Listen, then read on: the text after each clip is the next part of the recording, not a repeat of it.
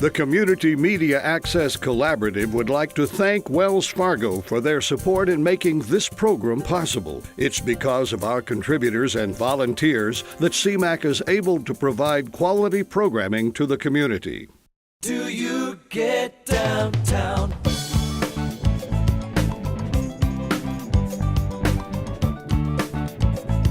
Do you get downtown?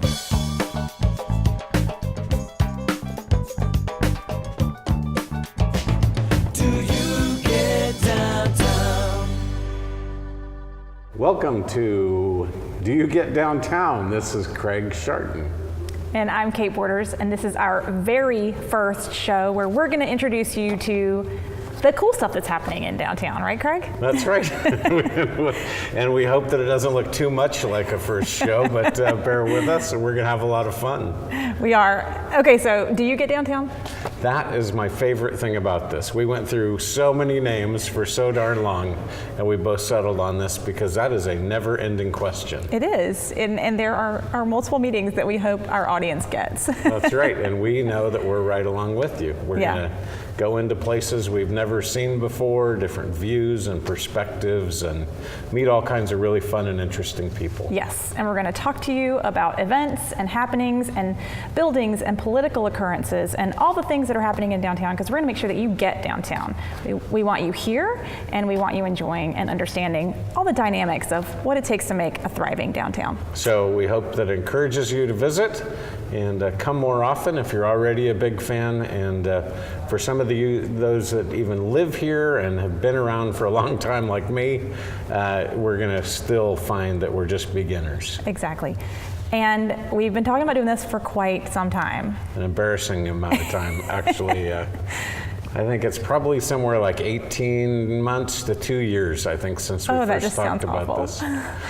It took a long time for a great idea to materialize, but mainly it was probably because we finally got somebody to support us in this endeavor. That's right. Wells Fargo came along and is our sponsor, and they're going to fund, believe it or not, 1 whole year of these shows.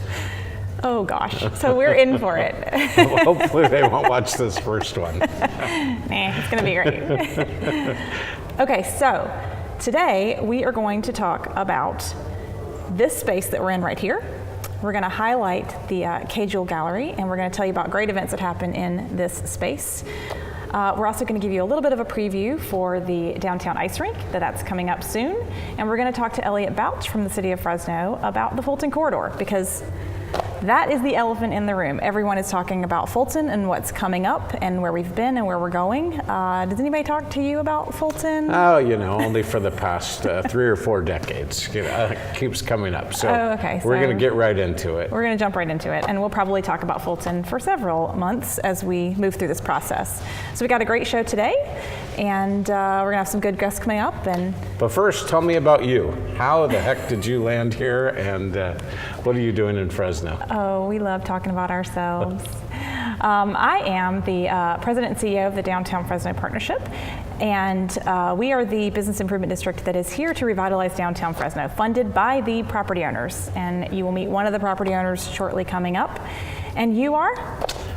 Craig Sharton, and I have been involved with downtown revitalization for many, many years. I've lived here and worked here and done all kinds of things. I've owned a restaurant for 6 whole weeks, but it gives me great appreciation for our first segment, which is the Cosmo, because they have been here for over 60 years, and I can't imagine how anyone can do that. It is a great, great restaurant, and we've already been there and checked it out. And is it the same restaurant at night as it is during the day? No, and that's our big message today. If you've been there during lunch, it's completely different when you go back to dinner. And so we want you to see what dinner looks like, completely different menu and feel, because we want you to experience that too. All right, let's have dinner at Cosmo. Can't wait. Do you get downtown?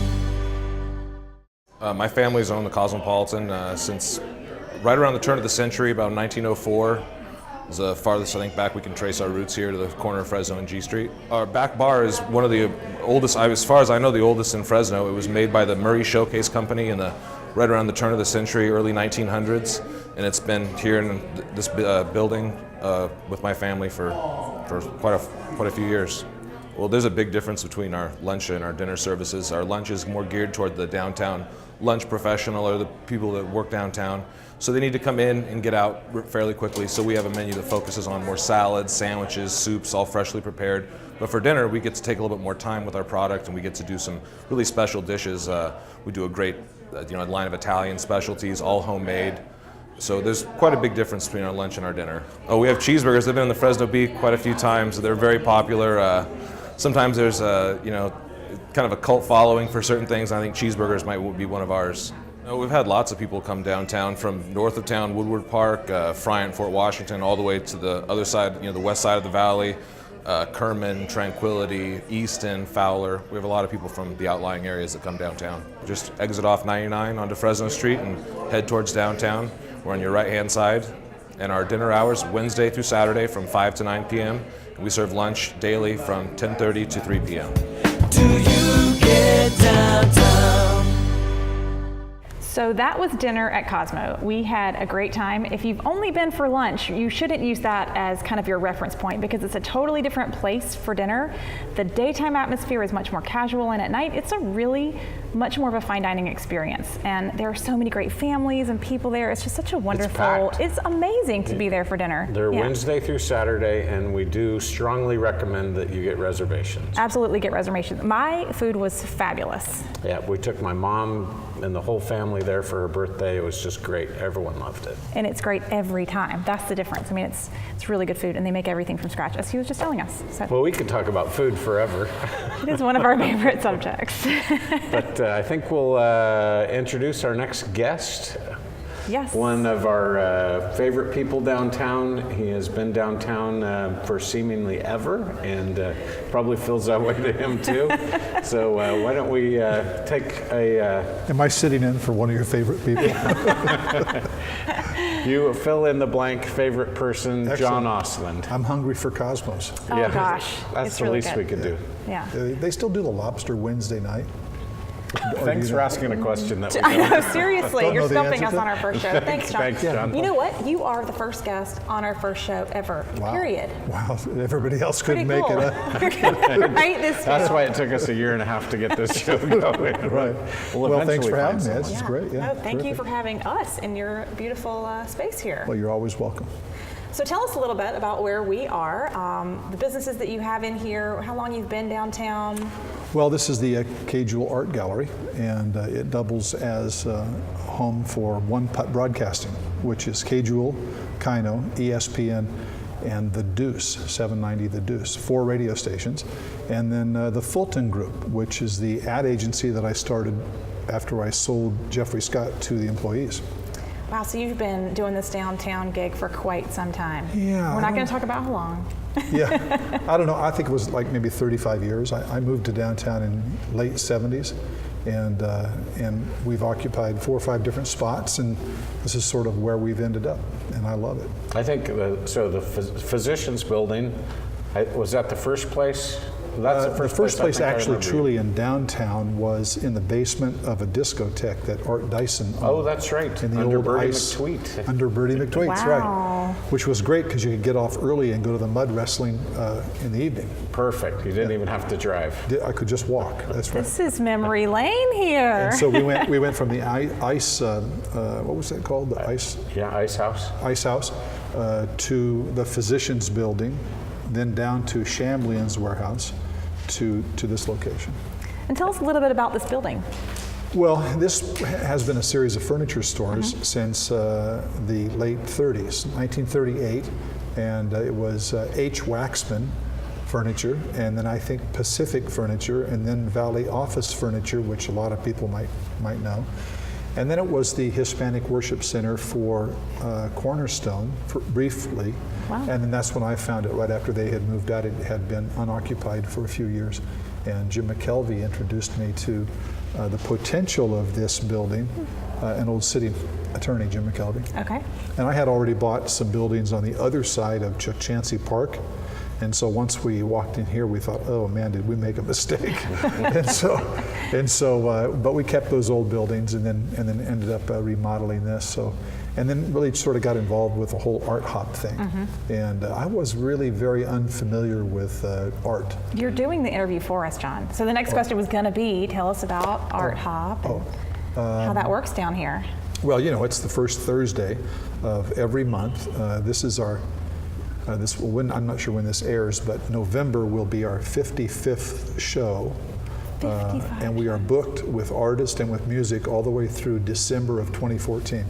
Wow. Yeah. So we've got an excellent curator, Dr. Carl Coleman, and so he arranges for all the art. In fact, he chooses the art, the artist, he hangs it all, he takes it all down, he coordinates that whole thing and does a fabulous job. And as you know, that every first Thursday of the month, there will be hundreds of people that come into the art hop and sort of, drink the punch, drink the downtown punch. And I've been following art hop since the very beginning.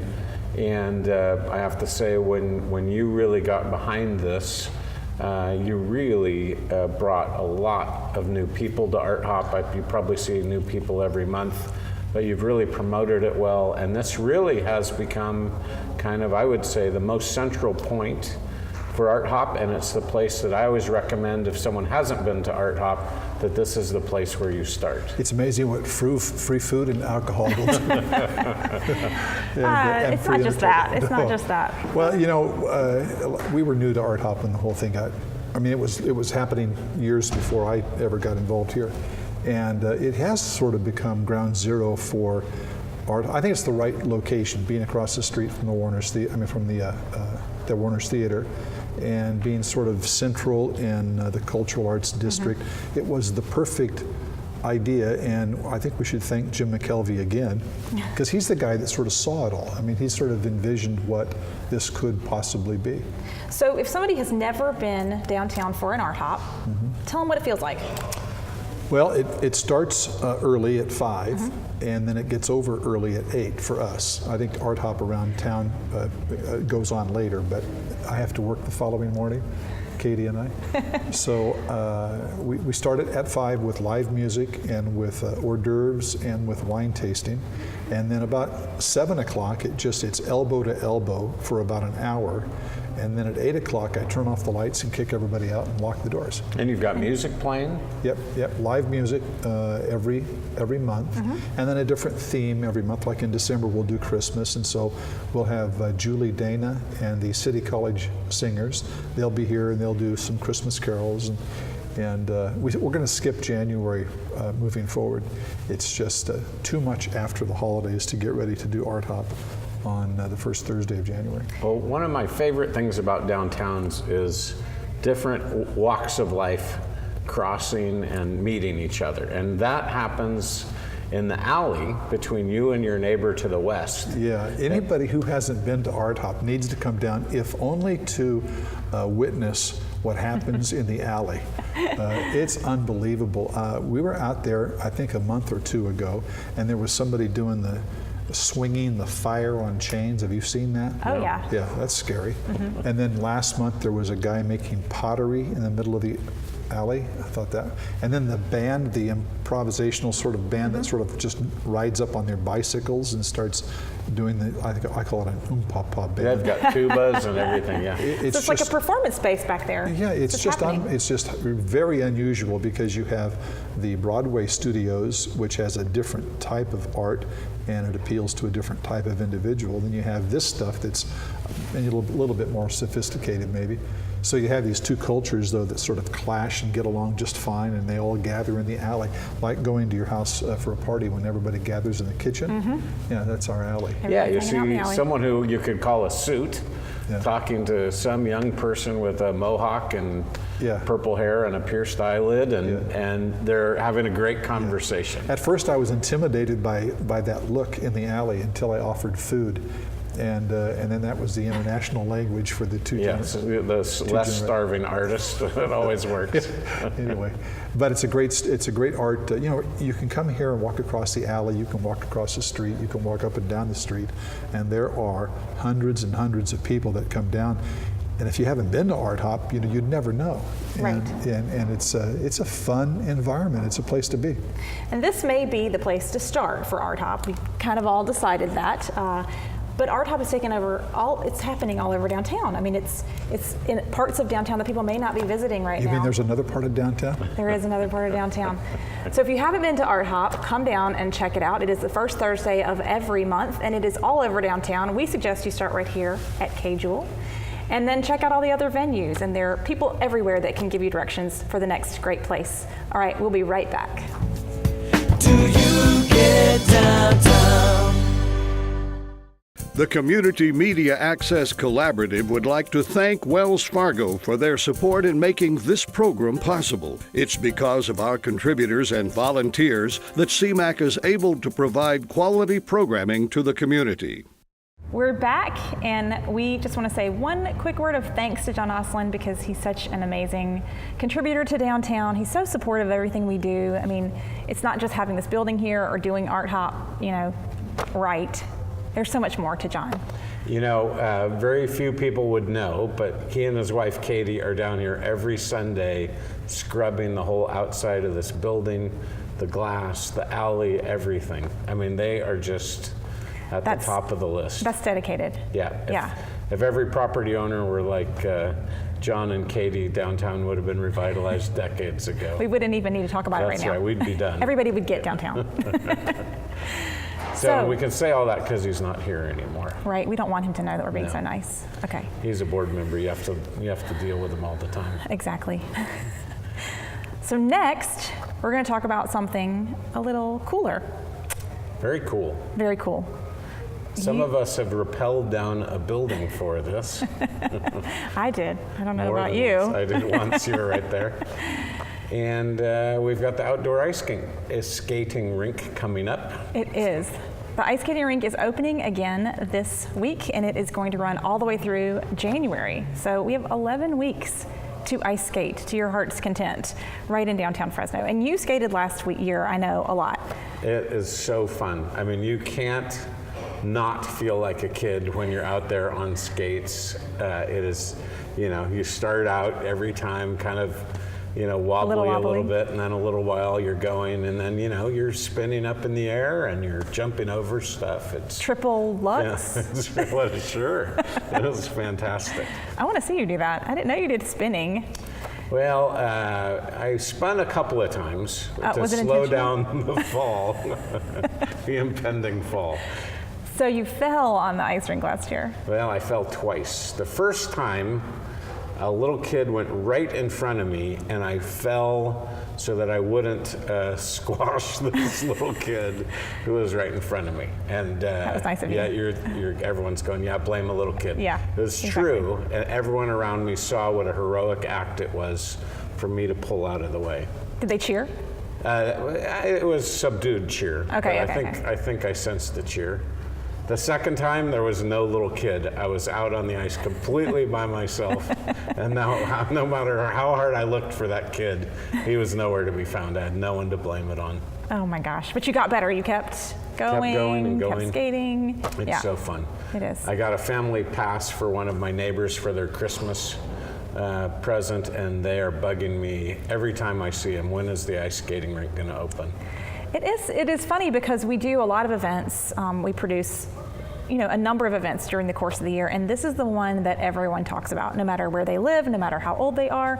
We saw 1-year-olds skating. I mean, granted, those were kids of hockey players, but we saw 1-year-olds skating, and grandparents bringing their kids on the ice. I mean, it's for everyone from everywhere. It just is kind of the one event that brings everybody together. Yeah, it's the kind of thing a real regional city should be doing, because we know we pull people in from everywhere. It's got that big city feel because you have those great buildings all around you. It's really, I think, probably the most transformative event we've had. And so you know the numbers. Tell us who came. Well, we know that we had about 30,000 skaters last year, and with them they brought guests. So we think we had about 60,000 people, watching the ice on the ice. And of them, about a third of them had never been downtown ever. So we got like 10,000, new people to come downtown and check it out. So we're trying to change those perceptions. People talk about downtown in a negative way sometimes, but they came and checked it out, and that's what's really important. And we know that they're coming from all over. We had people coming from North Fresno, from all of the different suburbs. We had people coming from other cities, other counties. We had people from Sanger and Selma and Fowler, and we even had people coming from San Francisco and LA to come to our ice rink. What are the hours? 11 a.m. to 9 p.m. on weeknights, or school nights, however you think about it, and 11 a.m. to 11 p.m. If you can stay out a little bit later. And so those hours will be the same hours if kids are out of school and if it's a holiday and things like that, because we got a lot of holidays coming up. So opens on the 8th? Opens on November 8th. And it goes all the way till? All the way through Martin Luther King Day. All right, So perfect. lots of holidays in there. And any of those logistical facts, questions people have about hours, costs, all of that's on our website at downtownfresno.org. And it's going to be great. We have a lot of fun things planned for the ice rink this year. So at the beginning of the show, we said we were going to cover it all. So we're going from the really fun, non-controversial ice skating rink to something a little more controversial right into now. The fire. From the ice to the fire. Yes.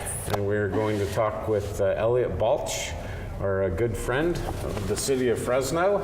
And he's going to be able to bring us up to date on where we are in this long time span journey of the Fulton Mall, the question of the Fulton Mall. Do you feel like you're in the fire? I'm having fun. All right. Yeah. So why don't you bring us up to date? Give us maybe a minute on just how we got to where we are today. Well, we started really the idea, the planning that underlies the project, the need for the project, came out of the Fulton Corridor Specific Plan, which is something that we started working on in 2010. A lot of members of the community were involved. When the mall came up, one particular evening, we had a number of experts in the room and 400 people from the community who gave hundreds of comments about 10 different options that were laid out for the future of the mall. And of those, our Citizens Advisory Committee that was overseeing the planning process said that they wanted to see 3 of those studied further. And so that's what we're doing now in our design process. So there's sort of a natural progression from planning to design to engineering to construction. And we're kind of in that middle phase now. We're not planning anymore. We know the general alternatives, and now we're actually figuring out what they look like. So what is happening? We see people out on the mall all the time right now, and it looks like it's starting to get pretty physical. I mean, real things are starting to happen. Yeah, so you in the last couple months have seen our survey crews out there. We're really drawing in detail, down to the level of the foot or the inch, and figuring out what actually makes sense in terms of, can we get around a tree? Do we have to move a fountain? And that's all happening on the way to having actual construction drawings. So one thing I like to think, we focus on the mall so much. I mean, this is the same kind of engineering work that happens on every public works project, right? Whether it was widening Herndon or building a freeway or even putting in a school or a park. Yep. This is the engineering work that has to be done, like you said, down to the inch before you can do the next step. What's the next step? Well, the next step is that once we have what we call bid documents, and like I say, it'd be the same in any process, you then can go out to get bids for construction and actually go build what you're drawing. But you can't go build without knowing what you're going to be doing. So this is the hard engineering work, getting all this stuff solved for the 3 alternatives so that they can go out to bid eventually. But in that process, who decides which of the 3 alternatives we're going to pursue? And briefly tell us what those 3 alternatives are as well. Yeah, so alternative 1 is a straight street along all 6 blocks of the mall and the cross streets. Alternative 2 is similar, it's a street, but it curves around some of the fountains. In the planning process, we called it vignettes, areas where there's more preservation than elsewhere. along the street. And then option 3 is rebuilding it also, but as a pedestrian mall the way it is today, more or less. But fixing up a lot of the fixing up. cracks and Right. bad Yeah. patchwork that's happened, all of that. Right, the sound system would work, the lighting would work. Yeah. the- Fountains would work, Fountains all of would that. Imagine yeah. that. And then who makes the decision? Well, ultimately, it will be up to the city council through our environmental process. So it's pretty boring stuff for maybe the average viewer, but it's important. It's the federal and state laws that govern how we approve the process and how the city council will be able to approve the process to go forward through one of these options. And when does that decision happen? We're expecting that in February or March. Perfect, so that's not too far, 3 or 4 months 4 months. from now. and We'll we're be gonna know. veterans by that point. We'll have done Yeah. 3 or 4 shows, and we'll be able to keep everyone up to date as we get closer to that council decision. Yeah, absolutely. And we've had a lot of people involved already in the planning process, or in the planning process and in the design process. And we expect that there will be more opportunities. We're going to ask for people's input again as we get really more detailed on these designs. So just real quickly, when does it go out to bid, do you think? When would actual construction happen, and when do we get to throw a big party? The engineering will be done and will be out to bid probably in late 2014. So it'd be after the council chooses the option, we go out to bid and expect to be in construction in early 2015. Construction would take 12 or 14 months, and so we're expecting that, say maybe in the spring of 2016, we'd be ready to break open the champagne. So 2016. That sounds we like are a long having- time to some people. It's a year and a half. Yeah, it And then really we're gonna is have a pretty big quick. party. Yeah. Really big party. Thanks for all Thank your you hard so work, much. Elliot. You are doing so much. People will never know how much detail and finesse and bureaucracy that you've gone through to make sure that this is a great process. Well, we wouldn't have even started without all of your pushing and vision Shoving and and- lots of experience. And people don't know that Elliot wrote the Tiger Grant that gave us the funding to make this possible. So, Yeah. Thank all you right. very much. Thank you for coming. Thanks for having me. So, next month, we will update more on this Fulton Corridor project. We're going to go into miscellaneous. I bought this sweater at Miscellaneous. Very Love nice. Miscellaneous Downtown Boutique. We're going to talk about other restaurants, and we have a lot of events coming up during the holiday season. So we have a lot to talk about next month. It's going to be a great show, and we hope that you will join us again next month. And we'll thank Wells Fargo one more time for their great underwriting of our show. And we are really appreciative of this ability to go out and show the community all the great things about downtown Fresno. So, do you get downtown? We do. Do you get downtown?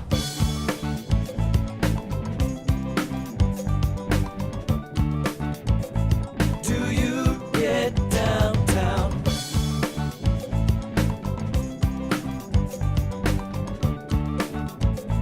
Do you get downtown?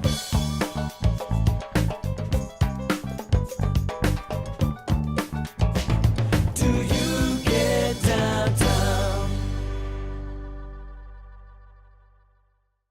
The Community Media Access Collaborative would like to thank Wells Fargo for their support in making this program possible. It's because of our contributors and volunteers that CMAC is able to provide quality programming to the community.